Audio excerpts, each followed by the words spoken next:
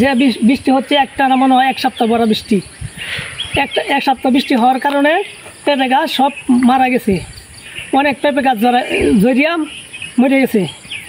আরও যদি এই বৃষ্টি একটানা হইতে থাকে যেগুলো পেঁপে গাছ আছে সেইগুলো পেঁপে গাছও সব ধ্বংস হয়ে যাবে। পাহাড়ের পানি নামিয়ে এভাবে সব অনেক পেঁপে বাগান হয়েছে, ধ্বংস হয়ে গেছে। কিন্তু একেবারে 1 সপ্তাহ বৃষ্টি হওয়ার কারণে আমার 200 গাছ একেবারে মারা যায়।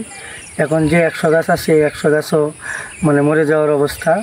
অন্য দাম বেশি থাকার কারণে চাইছিলাম যে উৎপাদন করে বাজারে যদি আমি নতুন উদ্যোক্তা হিসাবে সফলতা আনতে পারি, তাহলে এই বাজারজাত করতে পারি, তাহলে বাজারে কৃষকরা সাধারণ মানুষ অল্প দামে কিনে খেতে পারবে, সেই আশায় পেঁপে বাগান করেছিলাম। কিন্তু একেবারে 1 সপ্তাহ বৃষ্টি হওয়ার কারণে আমার 200-র মতো গাছ নষ্ট হয়ে যায়, আমি অনেক ক্ষতিগ্রস্ত হয়ে যাই।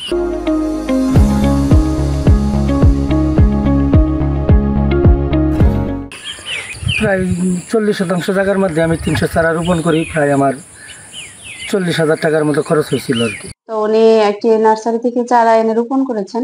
আসলে পেঁপে একটা খুবই সেন্সিটিভ সবজি বলা যায়, যেহেতু এখানে পাহাড়ি অঞ্চল, অতিরিক্ত খরা হলেও সমস্যা। আবার ওনার যে বাগানটা আমরা দেখেছি প্রায় 300 চারা ছিল, অনেকগুলোই মারা গেছে, কারণ হচ্ছে জলাবদ্ধতা। পেঁপে আসলে জলাবদ্ধতা সহ্য করতে পারে না।